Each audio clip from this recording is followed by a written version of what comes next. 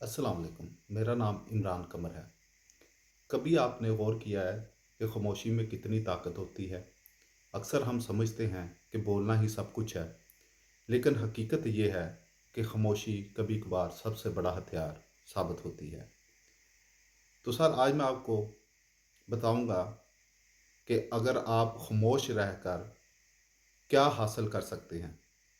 Sir, number one है, खामोशी आपको ताकतवर बनाती है।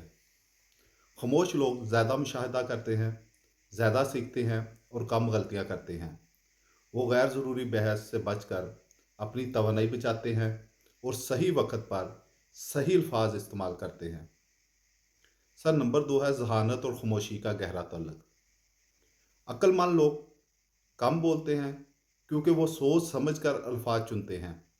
वो जानते हैं कि बोलने से ज़्यादा सुनना ज़रूरी है, क्योंकि उसी से सीखने के मौके बढ़ते हैं। सर, नंबर तीन है, खामोशी कामयाबी की कुंजी है। दुनिया के ज़्यादातर कामयाब लोग खामोशी को अपनी ज़िंदगी का असूल बनाते हैं। वो दूसरों की बातों पर गौर करते हैं, अपने जज्बात को काबू करते हैं और तबसरे करने के बजाय अमल पर यकीन रखते हैं। सर, नंबर चार है, खामोशी से मुखालफिन को शिकस्त दें। जब लोग आपको गुस्सा दिलाने की कोशिश करें तो जवाब देने की बजाय खामोश रहें। खामोशी सबसे बड़ा जवाब होती है, क्योंकि यह दूसरे शख्स को खुद ही शर्मिंदा कर देती है। और सर, नंबर पाँच है, रूहानी और जहनी सुकून का ज़रिया।